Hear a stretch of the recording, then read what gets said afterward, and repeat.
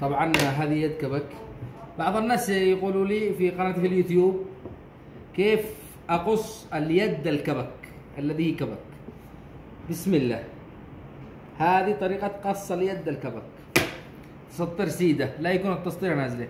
هنا تفعل 2 إنش فقط، 2 إنش. بعدين وسع اليد هنا 7 وربع، تفعل هنا 8 ونص. إذا كان وسع اليد هنا، شوف ارفع التصوير لهنا، وسع اليد هنا ما هو هنا 7 وربع، تفعل هنا 8 ونص. تنزل من عند الخط 2 إنش ونص فقط.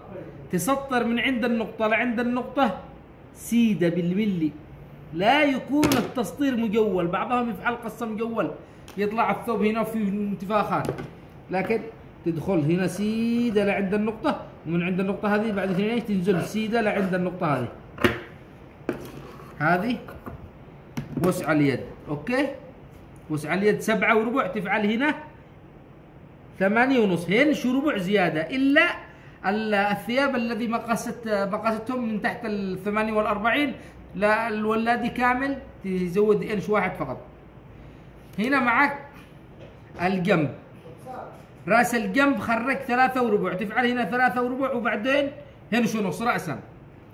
هنا تعيد مقاس 8 ونص علشان يكون متواصل. بعدين هنا تفعل التسطيرة يكون سيدة. طيب طول الكبك 25 و75، طول الكبك 25 و75 طول اليد. الكبك هنا كم؟ الكبك هنا 3 إنش، تخرج ال3 الإنش هنا. قرب التصوير، قربوا لهنا 3 إنش. كفة الكبك 3 إنش ونص، هنا تخرج 3 إنش ونص، وتواصل إلى طول يد الكبك.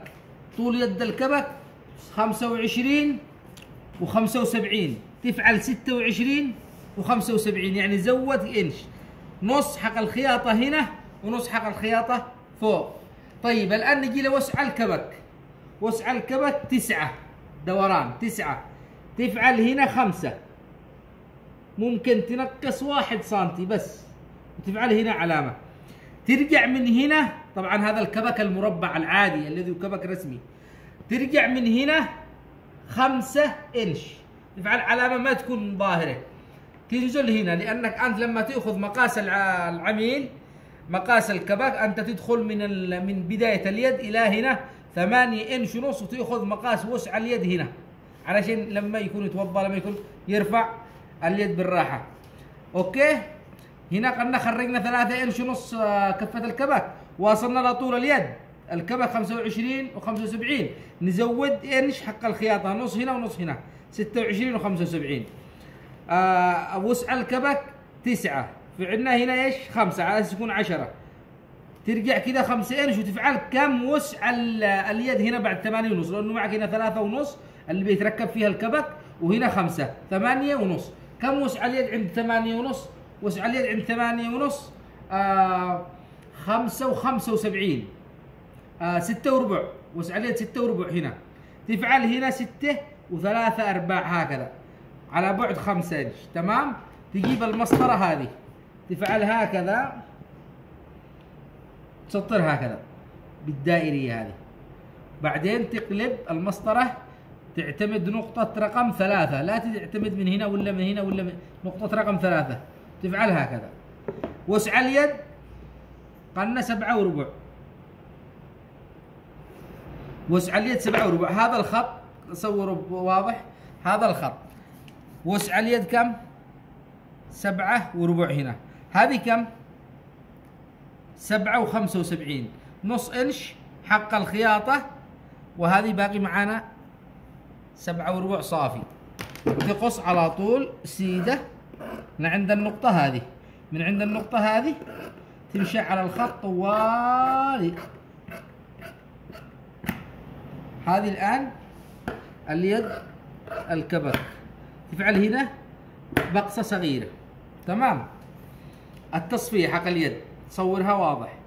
التصفية حق اليد تصفى القطعتين العلوية، تدخل من بعد الاثنين الانش المربعة، هاي تخليها مربع لأن حق الكتف يكون ثاني، تدخل هكذا بهذه الطريقة، لا وترجع تدريجيا تدريجيا تدريجيا تدريجيا لما تخرج هكذا بهذه الطريقة تماما. هذه تصفية اليد الصحيحة. تفعل هنا علامة الخياط منتصف اليد، تدخل ترفع هذا كذا وتفعل هنا علامة الخياط وهو بيتصرف خلاص، توضح الخيط ان هذا امام اليد.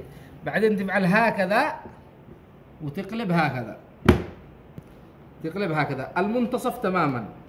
هنا المنتصف، المنتصف هنا، تدخل من المنتصف القطعتين العلوية عكس الجهة الثانية، القطعتين العلوية تدخل سيدة هكذا وخلاص. هذه الآن الكبك تمام. الآن نقص لكم الكبك. الكبك عرفتم الكبك الذي هو يعتبر طبعا على الكبك بيكون طول القماش هكذا، أنت بتقص الكبك هكذا من هنا، الكبك بنقصه من هنا. هذا الكبك كم وسع الكبك؟ 3.5 تمام. 3.5 صح. الذي هو مبتدئ يفعل 3.5 وعطفها مرتين 7 صح، يعطف السبعة دبل 14 تمام، يزود نص بالنهاية. كم؟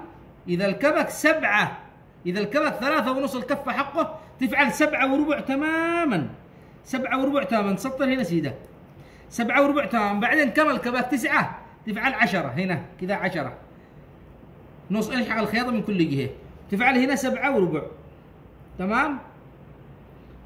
7.25 هنا كم؟ قلنا 10 7.25 وهنا يكون 7.25 اوكي، 7.25 فقط. هذا الكبك 7.25 هنا كم؟ 10 تزود انش على طول الكبك تدخل على طول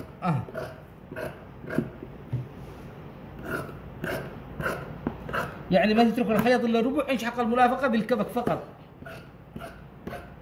هذا الآن الكبك صافي، الخيط بيركبه كذا هنا يطلع معك 3.5 الربع، هذه كفالة تحت وخلاص. نلتقيكم في فيديو قادم.